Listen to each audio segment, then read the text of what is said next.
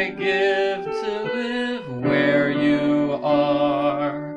What would I pay to stay here beside you? What would I do to see you smiling at me?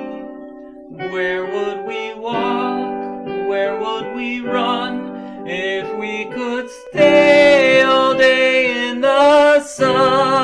Just you and me, and I could be part of your world.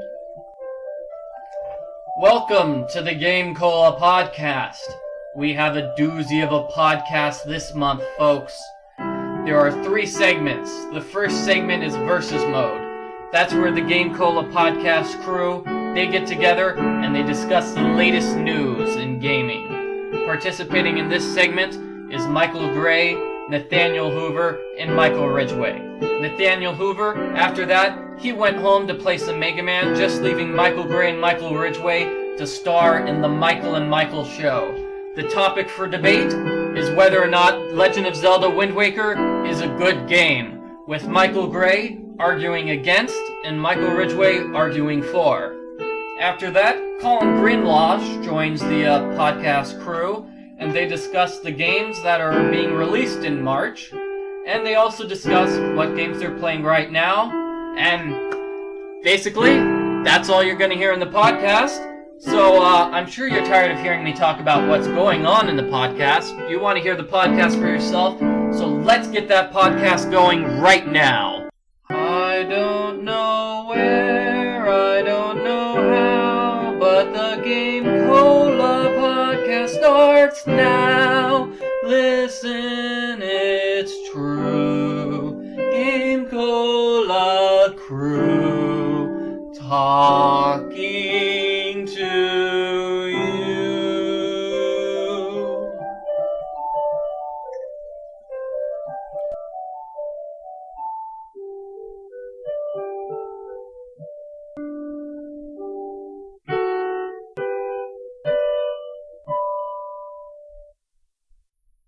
Hello and welcome to the GameCola podcast. I'm your host, Michael Ridgaway. With me this time are Michael Gray and Nathaniel Hoover. First off, some news we're going to be discussing, sort of like a versus mode on the site. First story we're going to be looking at, there's a possible Dead Rising 2 trailer out there. Dead Rising, zombies and mall, sort of like Dawn of the Dead, only you're a photographer this time, and you take pictures. Ooh, photographer. And can hit things over the... Yes, you're a war journalist, is that what the guy says in the game? And you run up to pick people or zombies, and you take pictures, and you go, thrilling, or... Oh, so it's just like Pokemon awesome. Snap. Yay. So it's... And you know what? It is a little bit like Pokemon Snap. Except in Dead Rising 2, it appears you are in Vegas, and the main reason I just wanted to mention this is because there is like a 1-second bit of the very kind of Hamster ball. grainy video. Yeah, you're in an atlasphere, a la American Gladiators running over guys, which is awesome, folks. Awesome. That's awesome. a hamster ball. Yeah. That is an atlasphere, my friend. I don't know, I need to see it. Big shiny video. I need to play it. Yay. It's like going to the gym, working the gerbil machine. They call it like a I wish they had Stairmaster. It's a atlaspheres. gerbil machine. If they had atlaspheres in gyms, I would renew my gym membership. Well, it's like you're like the boy in the bubble, except now you're in the bubble of doom. So you're the boy in the bubble of doom. Yeah. Which makes being the boy in the bubble a lot cooler. Yeah, but you imagine that after running over enough zombies, you're just going to be covered in blood. You won't be able to see around. That is a good Then point. Let's face it. Just bounce in the walls. Yeah. I mean, let's face it though, in Dead Rising, you should be covered in gore and viscera after like a minute. So, I don't know if there's too much of a difference. I mean, in the first one, you get to kind of walk around with a lawnmower. Okay. So you're mowing lawns for the zombies? Well, you're mowing the zombies. They kind of they very easily get. It's like a large mower, so I guess they get caught up underneath it very easily. So they're just lying down on the ground waiting for you to run them over? They kind of get sucked underneath. You know what? The physics aren't that great on it, but, you know. Okay. There's gore and viscera. Viscera. Viscera 3. Viscera, yes. What? It's a word. I know. It's a word. It's just a word I don't happen to know. Well, now that we've cleared that up. Yeah, we've cleared up the fact that I'm an idiot, so let's move on to the next topic. Next topic is... What is it? Sony says the PS3 will last. It will live forever. Yeah. I mean, it's the fact that the PS2 is still... I believe it's still outselling the PlayStation 3. And they're kind of saying, it's like, well, we plan for the PlayStation 3 to, take off any day now and start outselling, and it will have as long a lifetime as the PlayStation 2. Like when the next round of next generation of consoles hit, sure, it'll last forever. Like that's going to happen though, because it's all. I mean, give it like 5 years, it's probably all going to be digital download. Yeah. I don't know anything because I don't have any PlayStations or that sort of thing. But can the PlayStation 3 play PS2 games?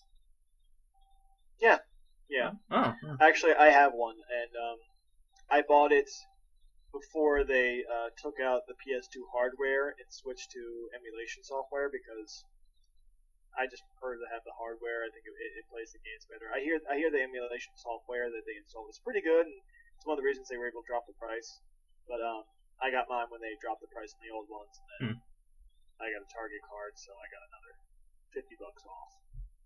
That's fun. So I hear used PS2s are selling for $60 now. I should get one.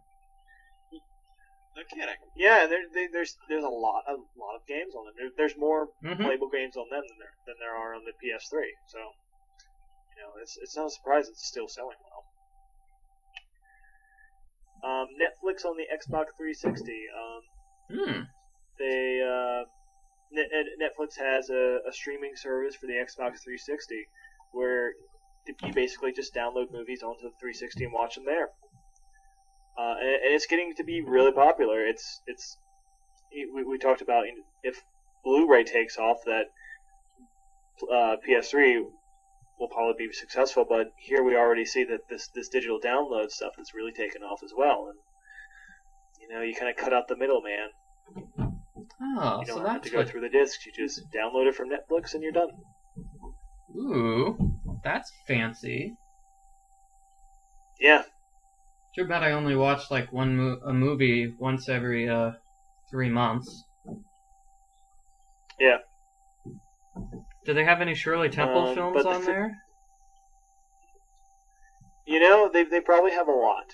I've been in a Shirley mode for the past 6 years. Part of me hopes you're talking about the drink, but I'm not sure which is worse. Whether you've been drinking purely Shirley Temples for the past 6 years, or watching Shirley Temple for the past 6 years. Or watching Shirley Temple while drinking Shirley Temples. She is not affiliated with Shirley Temples to drink in any way, shape, or form. Aw, I'm so upset. I just got told that she was supposed to be the starring role in The Wizard of Oz, and that would have been so awesome.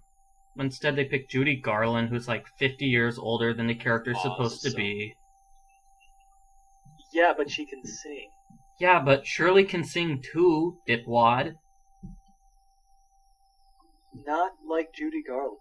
Shirley can sing and dance. We are arguing the merits of Judy Garland versus Shirley Temple. Shirley Temple was the correct age for the character in the book. Blah, blah, blah. Yes, because the movie stuck so closely to the book. Actually, kind of did. Well, I kind of did. Nah.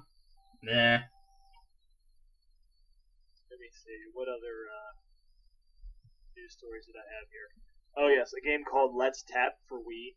Yay. Where you basically put the Wii remote down onto like a little box and you tap on the box. Mm-hmm. I love the picture. It's a custom made Sega box. It's like, this is a space age box technology. It's the only thing that will work. Yay. You know, Shirley Temple can tap. Just another one. She tap dances all the time. I haven't seen Judy Garland, I haven't seen her do any tap dancing.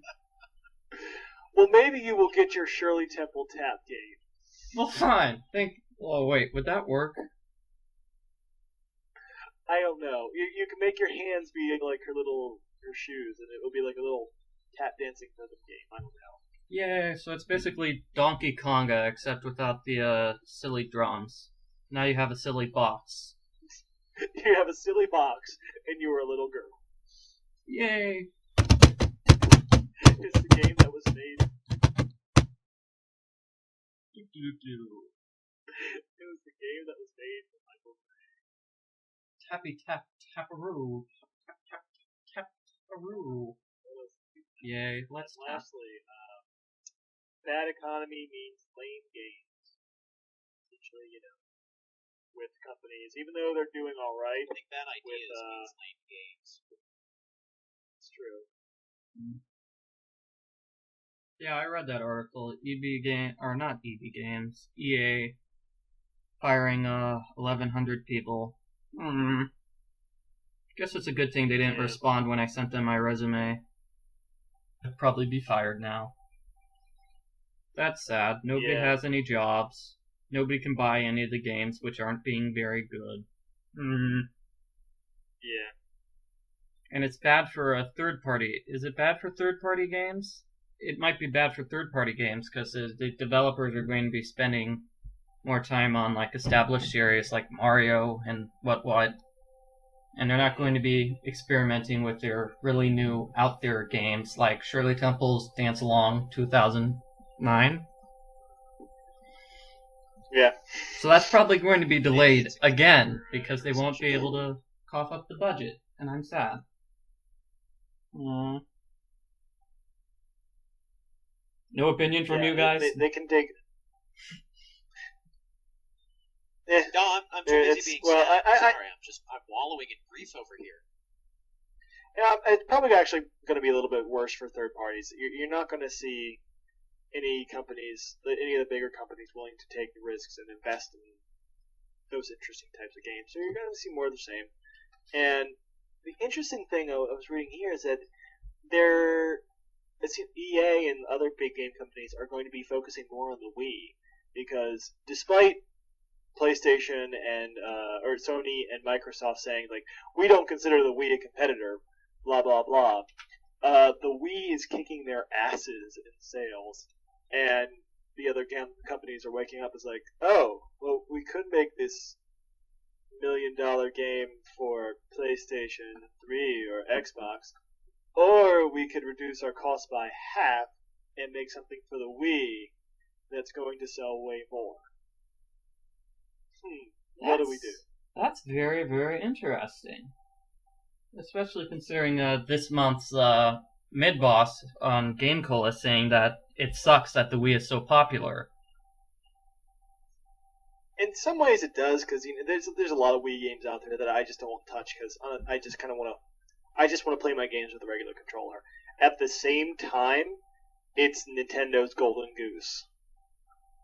It is going to keep that company glutted with money for years to come. I know, yeah, but still, Nintendo, cut your prices once in a while. They're still selling the Twilight Princess at full price, right? They're probably still selling it for like $50, $60 when it's been out for 3 years. And they're still making money off it. I don't check. Yeah. They're making mad money off it. What does it matter to them? Well, the economy is bad. I heard a suggestion. They should just cut prices. Not just Nintendo, but all the video game companies. They cut prices by 10%. People can't afford to pay as much as they can. PlayStation, or Sony or Xbox is not going to. They are not in a position to be able to make less money because they're already taking a bath on their consoles. Yay, baths. And for the record, Twilight Princess is $50 still. Still, yeah. Now Nintendo is making money off of its consoles, but they're making a lot of money off the game. So, if they wanted to be nice, which I don't think they will be, they could, cut their prices. But I don't see it happening anytime soon. Well, not in foreign markets. I bet they cut the prices in Japan. Rico Rosai, check that. See how much it cost in Japan. Do a price comparison. That's our mission. That's our mission for the GameCola staff member who lives in Japan. I imagine there are probably more over there because it's our dollar is weak right now, but they'll pay like $70 for a game. No, I meant price-wise. Compare the brand new game price to a price of the game that's been out for a year to a game that's been out for like 6 years. I don't want to pay so much money for games. It's sad. We're going to see an increase in emulation now. Yeah. Hey, that's why I have GameFly. Yay. GameFly. So, yeah. It's like Netflix for video games. Yay. Yeah. Yeah. The GameCola podcast is brought to you this month by Shirley Temple's Tap Along 2009. Teach yourself how to tap dance to some of Shirley's greatest songs, including When I'm With You and Good Ship Lollipop. Go from tapping like this to tapping like Shirley.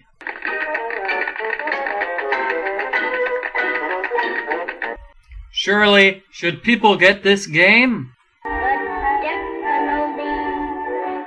Ha ha ha ha ha ha ha!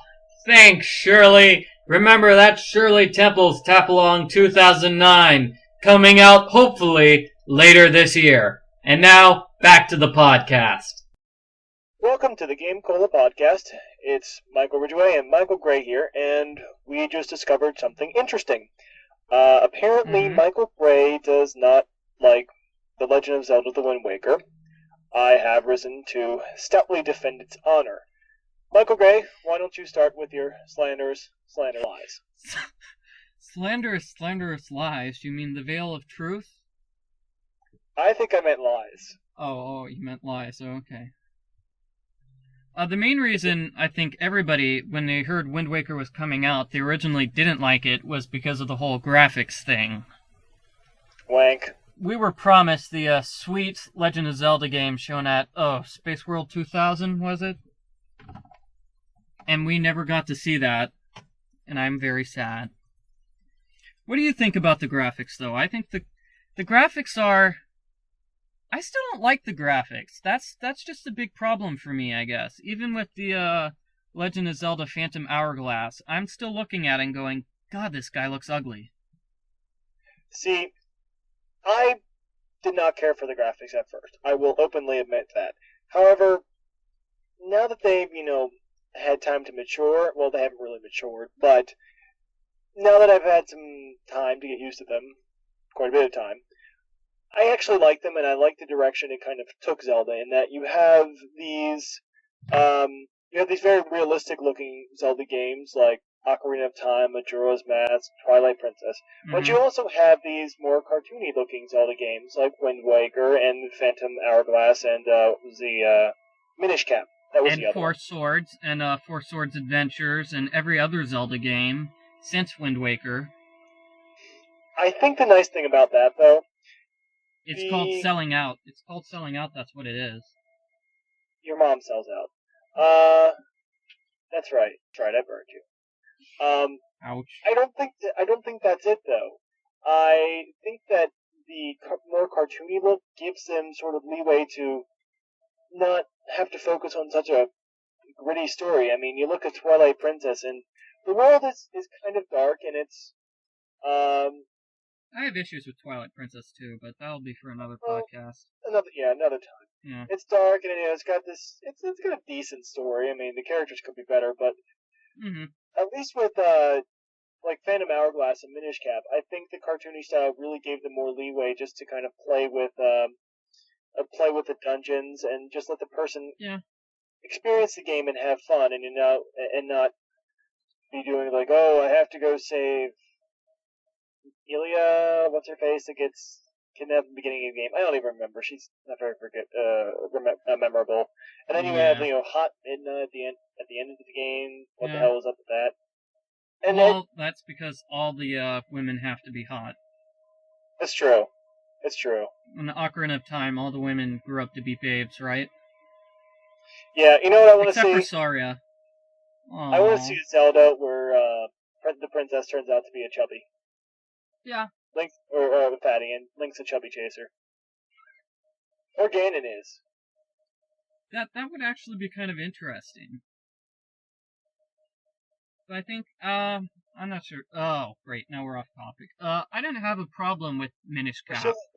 Minish Cap looked good, the graphics were good, that was a solid game. Yes. That's all I have to say about Minish Cap. Well, we agree that, and I think Wind Waker kind of laid the way for those graphics to be accepted for that, and I think it worked really well. In the end, I think it's worth it to kind of have these two divergent Zelda trees, where one's cartoony and just kind of it's just fun for me, and whereas the other one is darker, it's a little bit more realistic looking, and those are fun too, for different reasons. But now that I've had both, I like them, and both have their merits, and I think they're both worthy of being produced. Now, that being said, Wind Waker had some problems with it. I was very disappointed at first because of the lack of dungeons and the. How many dungeons are in the game? Just wondering. 2? Not many. I think I counted 6 or 7. There's probably more like 5. Maybe. I think 6 or 7's being generous, like counting some of the smaller levels. Yeah, and you count the Moblin Fortress as a dungeon, which it isn't. Yeah, that's what I was doing. Yeah. But they did something very different, which was giving you this mechanic of exploring the world's ocean, and I think the oceans were better in Phantom Hourglass because they made it smaller. They kind of stuck some more stuff in there relative to the size. Yeah. And you could get from place to place quicker. You didn't have to worry about controlling the wind. And I really enjoyed Phantom Hourglass. I think it was just right for DS game. Phantom Hourglass is just me personally for DS games. I like using the buttons rather than the stylus. Even a game like Phoenix Wright, where you have the choice of doing either the stylus or pushing the buttons, I push the buttons. I've heard that argument before, and I guess that it really all comes down to preference. I was able to use the stylus, and I enjoyed it. It's something about the stylus to me now. Just it seems easier. Like I can just I can just poke it. You know, I don't have to worry about my button slipping or my finger slipping off the button. And maybe it's all the Pokemon I play, because I usually I play that one-handed with one-handed. Wow, that sounded wrong. And nothing turns me on like a nice Pokemon battle. That's right. This is GameCola After Dark. It's just us Michaels here. We're taking it down and dirty, folks. Intimate is what we are. Intimate, but tasteful. But no, I'll hold into my one hand, and I'll have the stylus in the other, and I'll just move my guy around. And really, when it comes down to Pokemon battles, you just kind of got to poke the screen, what move you want, or what move you want to perform, and done. And it's become easier for me than moving the cursor all around. Yeah, but for me, I had the exact opposite experience. For Phantom Hourglass, and the one boss, wherever you call it. Oh, when you go back on the ship the second time, and I'm feeling bad. The ghost ship? The ghost ship, and you have the ghost boss made of those 4 little guys that split up, which is a smaller version of the Wind Waker boss. the controls would not work for me whatsoever. You have to hit the balls back at the ball. It's one of those bosses where they throw an energy ball at you, and you hit the energy ball back at them. Yeah, and you have to hit it in a very specific way for this game because of the stylus control, and I could not get that down. Yeah, admittedly, that was a little difficult.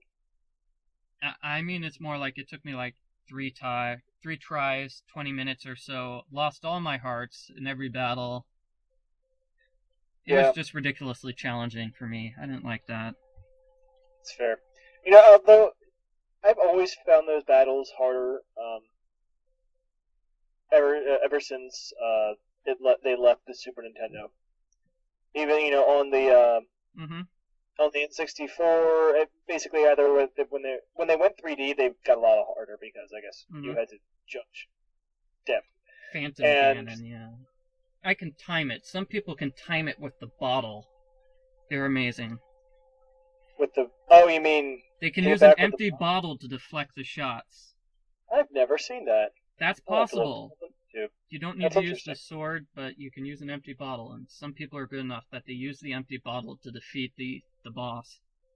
Yeah. Alright, and another point I will grant you. Wind Waker, too easy. Too easy? Yeah. I did not die once that game. I don't think I even, got below 3 hearts. Except during the beginning when all you have is 3 hearts. But, part of being too easy is the fact that it's too short, yeah. Yeah. It's... I know I'm picking it down as much as you are, but there's just something inherently fun to it. I don't know, maybe like I said, it's just looking back on it in retrospect and, seeing where it took the Zelda series, or there's something else I'm forgetting, but I enjoyed it. I did. Well, you can enjoy it. Plotline for Wind Waker was just sort of, if you know what I mean. What was the plotline? I understand your sister's being kidnapped. Sister's being kidnapped by Ganon. He's looking for Zelda, as usual. And it turns out that spoiler alert, it turns out that the Great Sea is this ocean covering Hyrule, because way back when, Ganon appeared, and... Oh my god, now I remember. Now I remember it's something horrible. Rather than finding the last piece of the you have to go on the Tingle quest to find all the maps. Oh, yeah. Oh my goodness, that is a horrible part of the game. Instead of having a dungeon, they went with that. Okay, alright. I have the one thing that will completely redeem Wind Waker. Yes, besides the fact that it took the series in a new direction that they beat to death with every consequent game. Issue. That was one of my problems with Twilight Princess, is it's sort of the same thing as Wind Waker. It's like, here's The Legend of Zelda 1,000 years after Ocarina of Time. Is it after? Did they ever specify? After. In Twilight Princess, you go to the forest where he gets the Master Blade, and there's the Temple of Time that Link goes through. Oh. It's a direct callback straight to Ocarina of Time, and they don't specifically... Do they specifically say in Wind Waker that it's the exact same Ocarina of Time, or it's just callbacks to it? In the Wind Waker, I don't think they ever mentioned the Ocarina. Yeah. I'm saying Wind Waker and Twilight Princess are the same way in that it's basically take place 1,000 years after Ocarina of Time. They're a callback straight to that game. But then Link to the Past and Ocarina of Time, took place, thousands of years before the original Zelda. I mean, trying to impose a timeline on them now is just, frankly, a little silly, because they're just all over the place. And I know, but I'd like to see them get away from that. Maybe, I mean... You want continuity. Not exactly. I mean, something that always comes with this takes place 1,000 years after the Ocarina of Time is that they have the bad guy Ganondorf come back. Mm-hmm. It's like Ganondorf, who's been gone for 1,000 years, is back. I'm like, give me a new bad guy. Give me a new Ganondorf or something. He's always gonna come back. I mean, Does it have to be the exact same Ganondorf, though? It's not the same Link. It's not the same Zelda. Why does it have to be the exact same Ganondorf? It's the king of evil. So, I'm just saying. It's just the way the plots go. The evil guy lives forever. The good guys, come and go, but they always kind of have the same spirit to them, and they always defeat the reoccurring villain. It's lame. Yeah. Okay. I want to point out some things though that are great about Wind Waker. Mm-hmm. One, the intro, where they have the sort of like wall painting or wall scroll, and they've got that really, really great violin music in the background doing the Legend of Zelda theme. That's all. Yeah, that's good. I got chills by my spine the first time I saw that. Irish music is always good. I'm not fighting you on that. All right, and the end boss fight with Ganon, where you're sword fighting with him, and the one movement I'll always remember is you've been beating him by you roll behind him at one point late in the battle, because that's what you've been doing to hurt him, and suddenly he just takes his twin swords and just goes shink, and right behind his back and deflects you and tosses you away. It's like, that's pretty badass right there. That's Ganon being cool. And also, another new side to Ganon. I like Ganon. He's just ugly in Twilight Prince. He doesn't scare me in Twilight. I mean, But in Wind Waker, he doesn't scare me in Wind Waker. I mean, he doesn't look like an evil bad guy in Wind Waker. Well, they give him a little more depth. They talk about sort of why he did the things he did, and they don't touch on it maybe as much as they could have, but it lends some depth to the character. I don't remember that, but I just remember he doesn't strike me. It's not like Ocarina of Time or something where it's like you feel like there's a reason you have to beat evil Ganon. In Wind Waker, it's more like you have to beat Ganon because your magical talking boat told you to. It's a pretty quick magical talking boat. You have to collect go around collecting these pearls to put on the islands because the magical talking boat told you to. It's all the magical talking boat in that game. Yeah. Look, Ray, if a boat came up to you and started talking, wouldn't you listen? I would listen, but I wouldn't be the boat's little bitch and do everything the boat told me to. Well, maybe you should. Because that boat could help you be a hero, Michael Gray. Yeah, how many people recognize Link as a hero in Wind Waker? Oh, you mean actual people in... Yeah, in people in the world, I think there's only like 3 islands with people on them. Yeah, that's true. Start off, there's Link's little home island where everybody likes him, and then there's Windfall Island? Something like that. Where he doesn't get any credit, and then there's the island with the bird people. Yeah. Oh, yeah, the island with the little plant people. The Great Deku Tree, which is... Yeah, the Deku Tree and Jabu. It's stuff like that where it's like, it seems more like a rehashing of Ocarina of Time. They take all the familiar sights and just, blap, here we go again. And you could say the same thing about Twilight Princess, too. It's like, well, we've got Death Mountain. It's the same thing about any Nintendo game. I mean, it's... They've all got the same old familiar sights. They've got the same old... Well, they have the familiar melodies and tunes, And that's why yeah.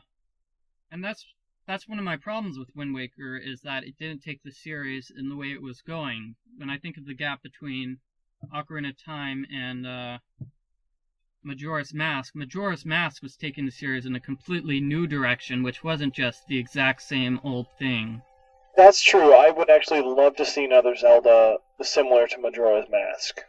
That I thought was a superb game, and many people do not agree because, they just want good old Zelda and not worry about this time stuff, but I thought it was actually Majora's Mask was an awesome game, and that's one of the reasons I secretly hate Wind Waker, because it wasn't a sequel to Majora's Mask.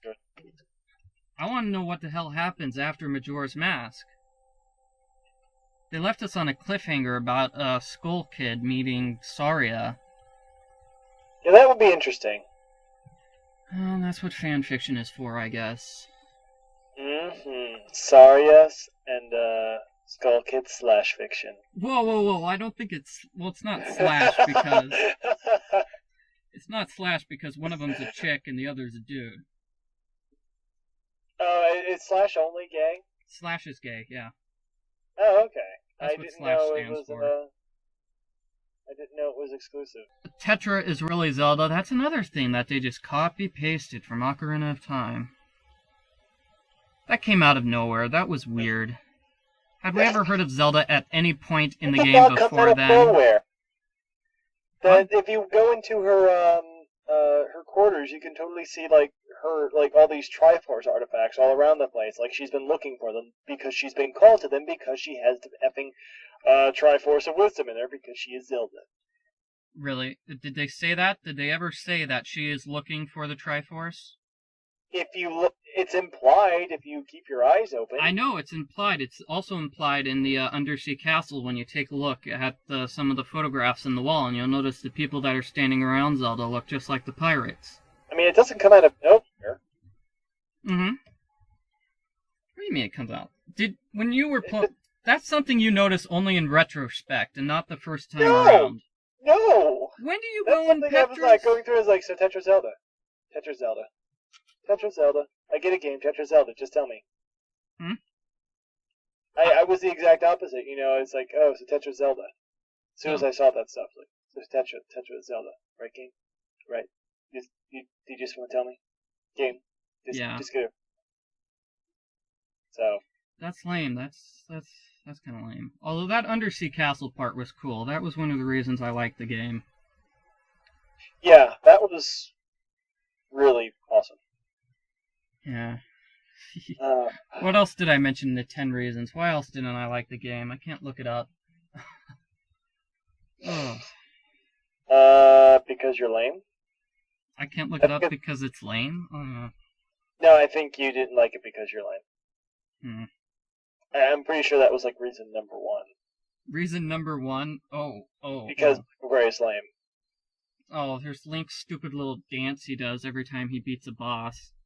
Let's make Zelda fun and cartoony. No, let's not make it cartoony. It's the Dark series. Mario's the one that I expect, cartoony stuff. He is festive and he enjoys celebrating. He likes jumping around like a frickin' jumping jack. I would expect to see that sort of nonsense in a musical theater. Perhaps. Yay, I beat the boss. Ooh, yeah, I beat the bad guy. Yay. Dude, if I just beat a monster like 100 times my size, I'd do my victory dance. My victory dance would be much more graphic than Link's would be, with various thrusting and fingers and, stuff like that. But I dance.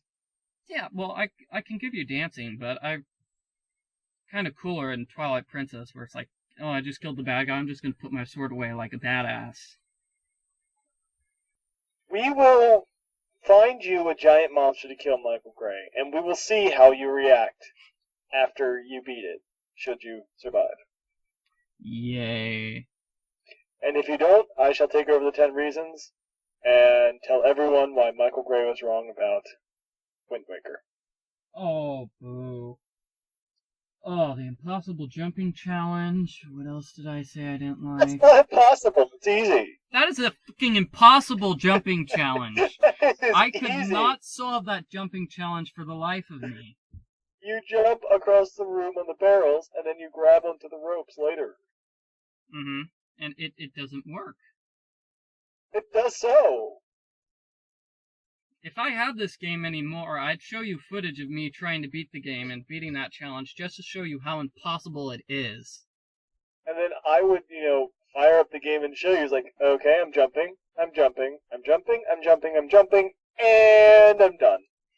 Ooh, I ought to bust you one.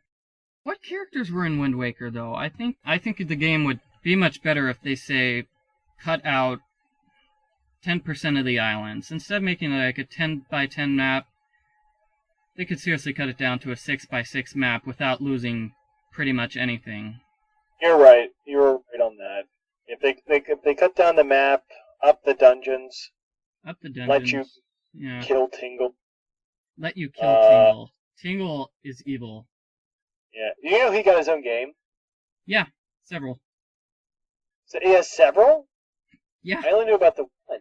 They released they made a couple of Wind Waker games only for Japan. Tetris Trackers and a Tingle game. Tingle's Rupee Mania, I believe it's called. You know, there is a dark, masochistic part of me that is tempted to try and play those Tingle games somehow. Whoa. I can't explain it.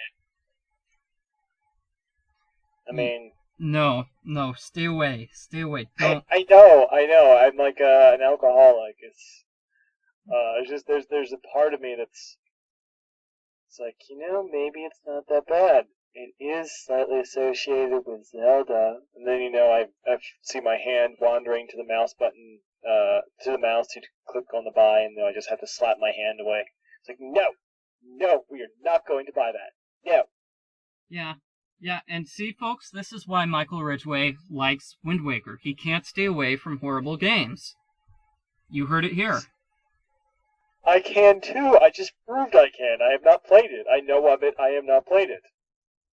I can stay away from horrible games. You know you want to. Yeah, but that's a topic for another time. I can avoid horrible games. I'm just saying. Sometimes I read a Wikipedia page for Tingle's game, and it's like, that doesn't sound half bad. Tingle, tinkle, kaloom.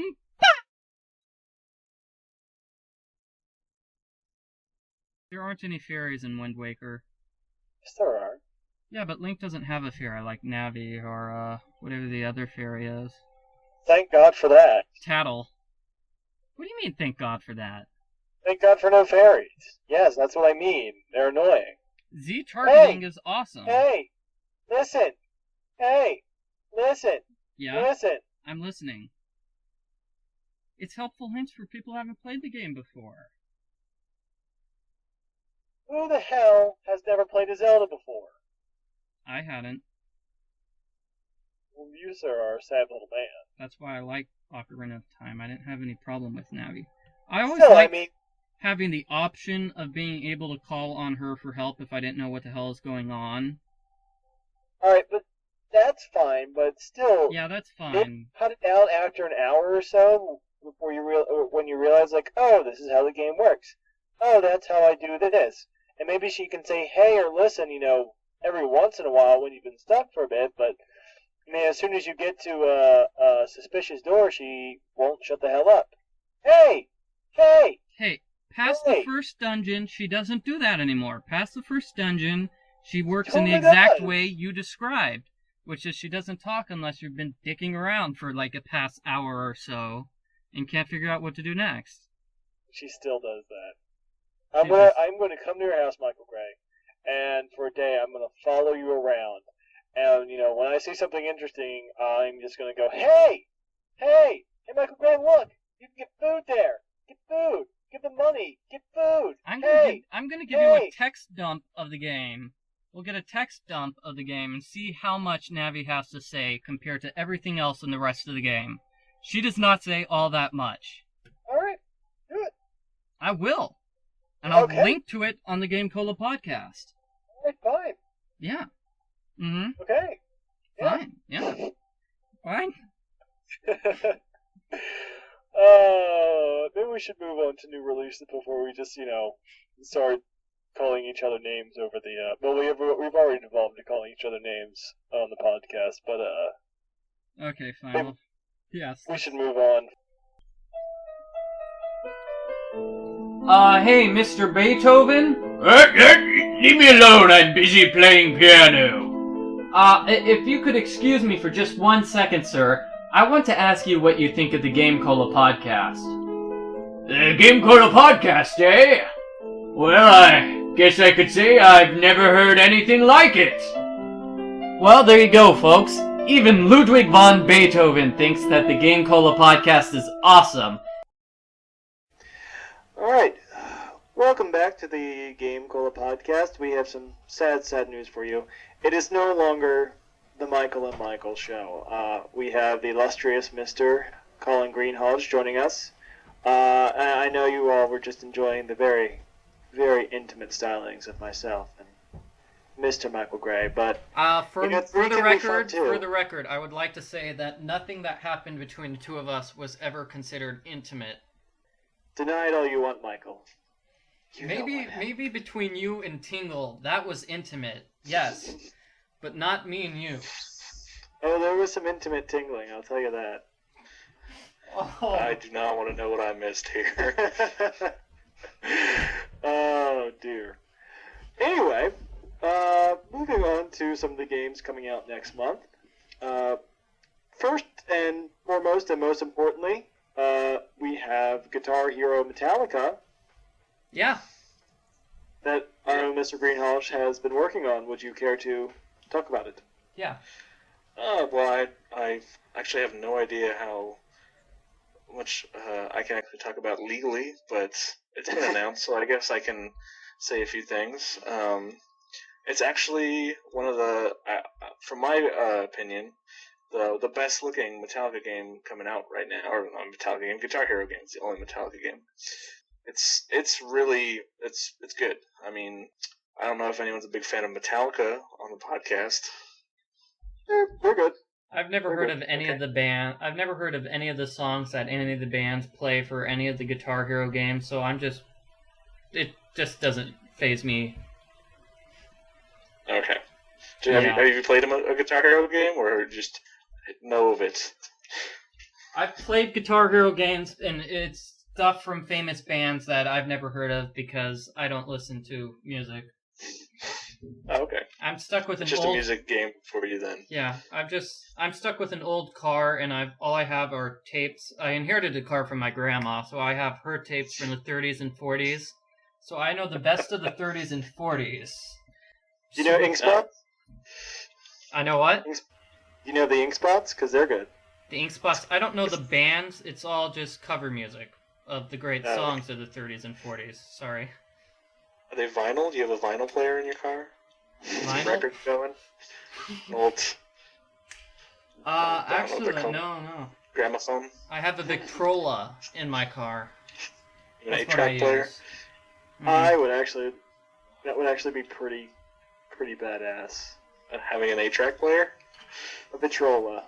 Mhm. Oh, okay. Just in the back seat? Yeah. Yeah, listening to Thomas Edison's recording. Mary Yeah. had a little lamb whose face was white as snow. That's what he sounds like. I apparently. I will a good take your impression. word for that, Michael Gray. I'll put it here in the podcast so everybody can hear it, and they won't be able to tell the difference between the two. No, not at all. It'd be like they're there at the Yeah. the very first phone call. Mary had a little lamb. Its fleece was white as snow. But Metallica Guitar Hero. Back on track here. Yeah. No, it's looking really good. I mean, if you're not a big Metallica fan, it's kind of pointless, but it's definitely the kind of music that Guitar Hero was made for. And now that you can play the whole band, I mean, it's pretty cool. It's ridiculous they're adding dual bass pedals for the drummer, because that's what Lars does apparently. But man, sorry I cut someone off there. No, you didn't cut anybody off. Question, how does this differ from, like, the other Guitar Hero games that have Metallica songs on them? I believe this is I don't think World Tour has a Metallica song on it. Oh, okay, never mind then. Stupid question. Well, I think some of the older ones might have. I could be completely wrong, but I mean, now you've got the whole band you can play with, so you can sing, you can play bass, you can play guitar. Plus, I think Neversoft really hitting their stride with style for the Guitar series, so it's just looking a lot better than stuff that's come out. It looks a lot better than 3, and World Tour looked good, but I think this is it's pulling it all together a lot better. Yeah, But that's just, I'm an artist, so that's all I really pay attention to. I actually have not heard a Metallica song since we started the project, because I just have my TV on mute. But I like Metallica. It's not a big deal. I'm actually probably gonna play this one a little bit. So it's fun. I mean, well, there's not much to say about it. It's Guitar Hero. It's got Metallica songs. Mm-hmm. Ta-da. So everybody make sure to buy that game so Colin can afford to feed his kids. Yes. Yeah.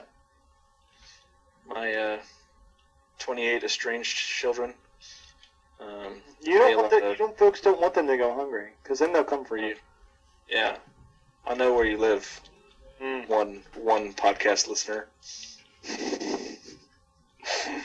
And that Talking to podcast your mom listener's again, name I is Paul suppose. Branson. I actually do know where Paul Franzen lives. He sent me a Christmas card, so I have a return address. Oh, that's right. Me too. He sent me a Christmas card as well. Did he send everybody Christmas cards? Well, now I just feel less special. Yeah. I feel so less as long special as you have your now. address on Facebook, he sent you one. Oh. So Alright. Paul is apparently stalking the GameCola staff. Is anyone You guys really have that glasses? surprised about that, though? No. Well, I assumed that he didn't have anybody else's mailing address because he sent me Marianne's end of the year award, and he asked me to pass it along to her. So apparently he's stalking everybody, but he's not stalking Marianne. So he's just not stalking the female GameCola? I think that says a lot about Paul. Yeah.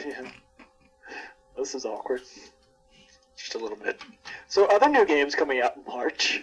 Yeah, What change the else am I subject. missing? Resident Evil 5. I'm really skeptical about it, but I don't know. If this goes 4, it'll be okay. Yeah, 4 was great. I'm a little leery of the co-op play simply because I never play co-op with anybody. And So you'll be stuck with an AI. exactly. Yeah. Oh, yeah, that's always lame. I hear the AI is decent. It's just Yeah. I kind of read myself. Mm-hmm. Did you guys play the demo at all? I only have PS3. Okay, well, I downloaded the demo, and it gives you 2 levels to pick from, 2 areas to start. The first one throws you into a fight with zombies swarming around you, and a guy with a chainsaw who one-hits you. And the second stage, or actually not a chainsaw, he has a giant axe. Then the second stage you pick from, it's kind of a little bit of like, okay, I get to move around and kind of explore the area. It's a larger area. But at the end of that, a guy with a chainsaw shows up, and I get killed instantly. Like, there's a lot of, in the demo at least, a lot of gaps in like, what am I doing here? I mean, it almost sounds like they end the demo by killing you. Pretty much. Like, you just get frustrated and give up. It's not like a victory situation. Yeah. I wouldn't know anything about that game. All I know is that it takes place in Africa because Michael Ridgaway told me about it.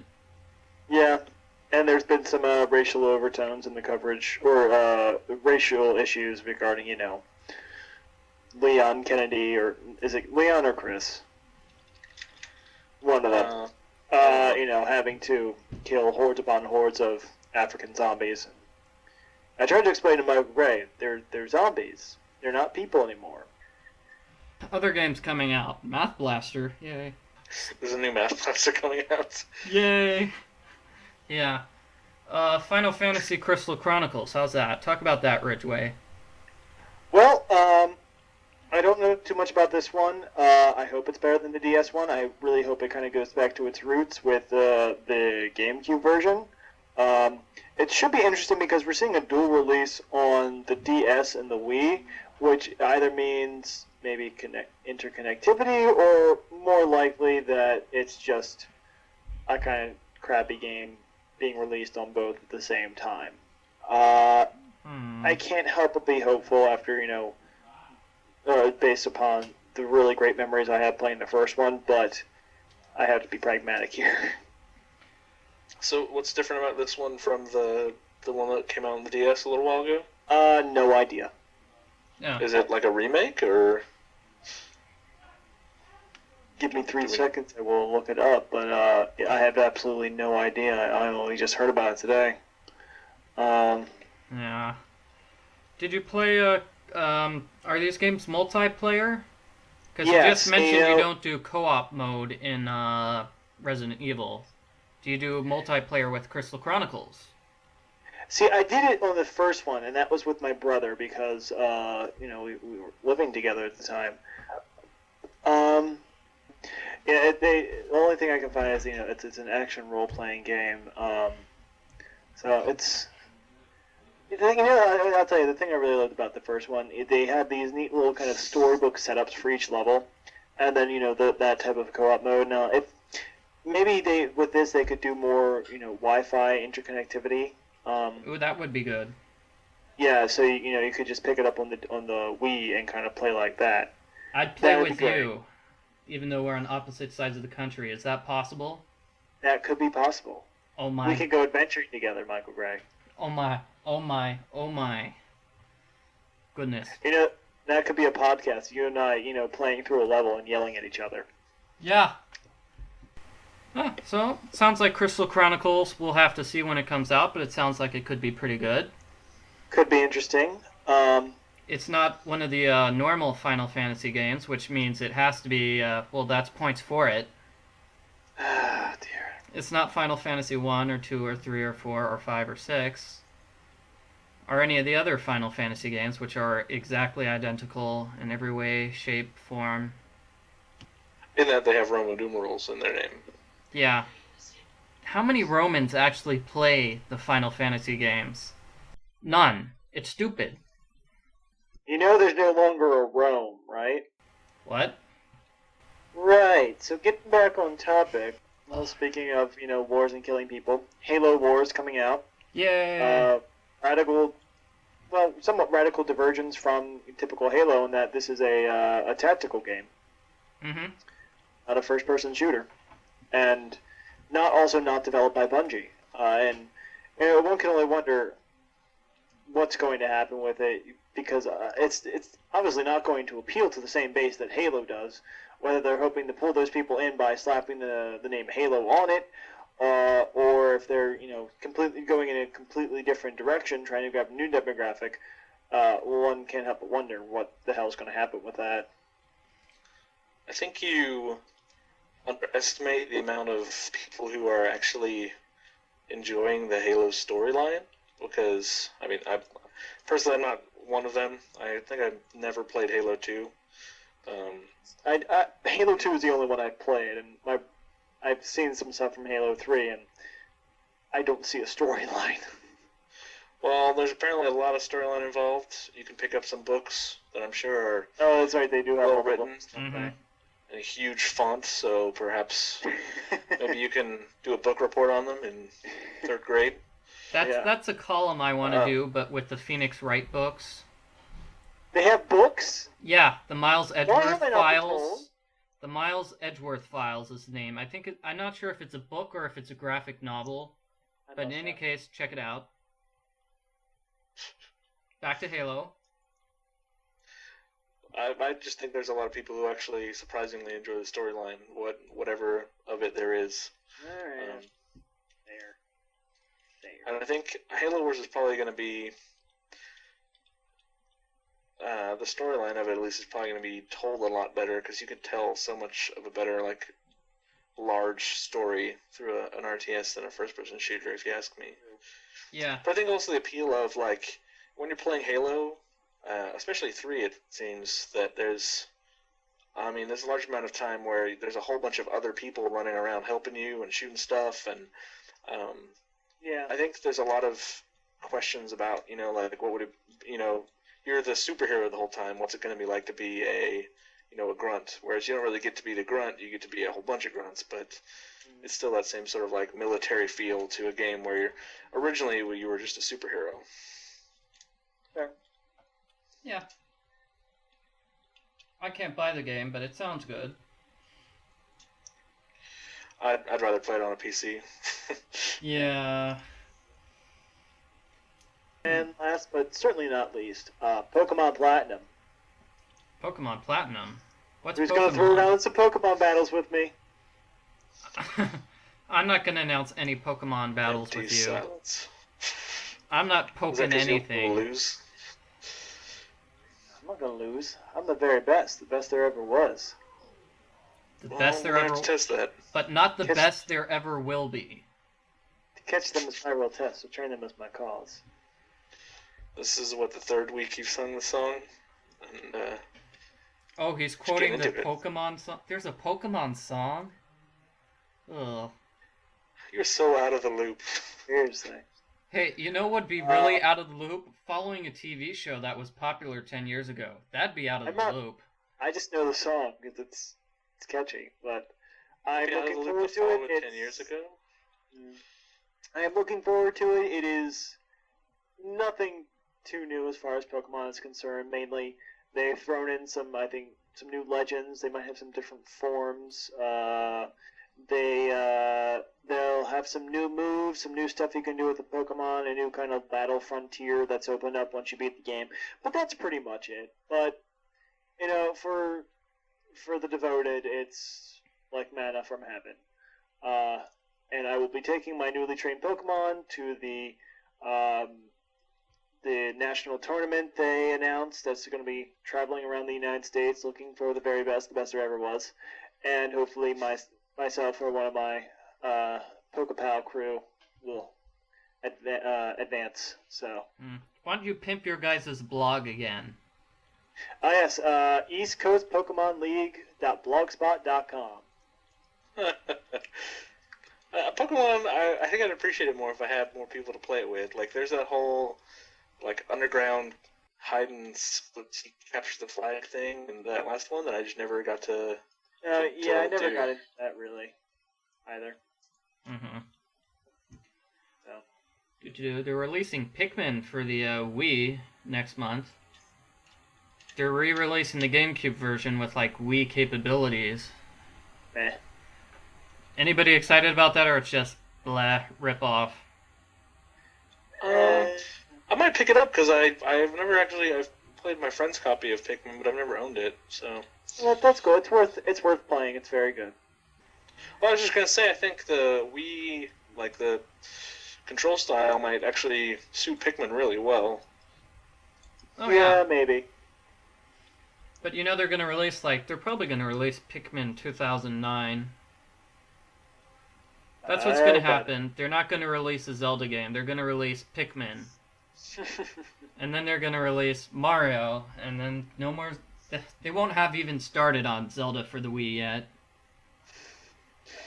You are just really upset about that, aren't you? Oh. Is this what the fight was about? They're gonna re-release Wind Waker for the frickin' Wii. That's what's gonna happen. That's what Zelda Wii is gonna be, and I'm just going to cry. I wouldn't mind that, actually. I would mind. Well, I guess we can move on to what we're playing now. Colin? I am currently playing the Scout patch just came out for Team Fortress 2, which I'm pretty excited about. Got me playing TF2 again. Cool. Surprisingly not as a Scout. I'm finally catching up on my Pyro achievements by burninating thousands and thousands of Scout players. Countryside even? Yep. What else am I playing? I finally got the new Call of Duty, World at War, so I've been playing that a little bit. And I just got Dawn of War 2, which is pretty awesome. I'm not great at it, but it's pretty fun. I'm a big Warhammer fan, so Cool. it's been good. What about you guys? Well, I have been playing some Neverwinter Nights 2. Downloading some of the new modules, or the free modules you can get online, the fan created. Those have been pretty good. I'm a D&D nerd, so I like kind of playing with the different classes, what I can do, and adventuring and getting treasure. Inventuring? Don't you mean inventing? Adventuring. Oh, adventuring. Oh, okay. Adventuring. I'm sorry, I was mumbling. That's okay. Let's Nobody see. really listens to you anyway. That's fair. I've been playing Valkyria Chronicles, which is probably the first game that made me really glad I have a PS3. That's a good game. It's excellent. I've really been enjoying it. I avoided it for a little bit because I thought it would kind of be like a Valkyrie profile, but I was completely off base there. Completely different series games. And I have been playing Little Red Riding Hood Zombie Barbecue. Oh. that exists. Interesting. It does. Oh, it's a DS game, doesn't it? Yeah. It's a DS game. It's pretty much a little no frills rail shooter. I mean, you have some different weapons, and think of like is it 1941, the playing game or something like that? No, better yet, Gunsmoke. If anyone remembers that from the Nintendo. Yeah, NES. But yeah, think of Gunsmoke meets Zombies Ate My Neighbors. Ooh, wow. Actually, now I'm looking forward to that game, but it's already out. I should get it. It's out. It's under $20. That would be awesome. It's cheap. I got it through GameFly, but it's fun. I mean, you go through the levels. You use the stylus to kind of aim your shots, where you basically just tap on the screen where the zombies are. Use the control pad or the buttons on the right to kind of move your guy left and right. It works. It's fun. Yeah, that sounds good. It's a ridiculous name. The characters are ridiculous. You can either play a very busty Little Red Riding Hood, or Little Red Ready to Rock Riding Hood. Wow. Or Momotaro, the Peach Boy from Japanese mythology. But yeah, it's fun. It's fun. So if anyone's interested in having a little rail shooter to play, I'd suggest it. It's good. Well, I've seen the Tex Avery Little Red Riding Hood short, so he has a very busty Little Red Riding Hood too. True. So I'm familiar with that. Like I said, 1940s. I'm stuck living in 1940. Yay. Oh. Anyway. What games am I playing? Yeah. Yes. For the games I'm playing, I'm playing Nancy Drew, Danger by Design. The 14th game in the series, where she goes to France. Oh my. Yeah, and she's going to solve mysteries there, apparently. Basically, the mystery is there's some person in France who's turned into a raging raveaholic. Raveaholic or rageaholic? A raving rageaholic. Sorry, I misspoke. So she's off to solve the mystery of why this person has gone completely off the deep end. I'm also playing a game that I'm going to review for the next article, the Emerald City Confidential, which is basically Oz, but in a film noir setting. Oh yeah, I'm looking forward to seeing what you have to say about that. Yeah, I give you a compliment. That's new. Yeah. I'm going to be extremely nerdy in that. And you will be surprised as to the depths of how super nerdy I am. I really don't think I can be surprised by how super nerdy you can be, Michael Gray. You write how-to guides for Nancy Drew games. I'm just saying, I don't think I can be surprised by how nerdy you can be. I think the Nancy Drew thing has just kind of pretty much prepared me for whatever you're going to do. Oh, Well, Nancy Drew is pretty awesome. And, if I stopped doing the Nancy Drew, I would be immediately attacked by a crowd of 12-year-old girls who want to see me solve all the mysteries. Do you have a 12-year-old girl following? They follow me, they've got little detective caps and magnifying glasses, and they carry sidearms. They've got pistols. I'm afraid for you. I am too. You're trying not to laugh. Nancy pulls out a pistol in the first game. That's pretty awesome. I'm not trying not to laugh. I am openly laughing at you. That is sad. What? Okay, well, in a less uncool game, I'm also playing the Fire Emblem for the Game Boy Advance. Yeah, that's fair. I know one came out for the DS, so I'm like, I better go back and play the Game Boy Advance ones first. Yeah. Just in case they're related, which they're not, but still. Yeah. Mm-hmm. Alright. Well, with that, I suppose that's it for the GameCola podcast. Gentlemen, would you like to say your goodbyes? This is going to be a long episode. Just cut out Feel free to cut out boring parts. I'll feel free to cut out anything that you have to say, Ridgway, that makes Wind Waker look good. Uh-huh. It's going to be a podcast that's half an hour of Mr. Gray discussing Wind Waker and how bad it is. So how bad do you think Wind Waker is, Michael Gray? Well, I think it's pretty damn bad, Michael Gray. It's not that bad. It's a 6 out of 10.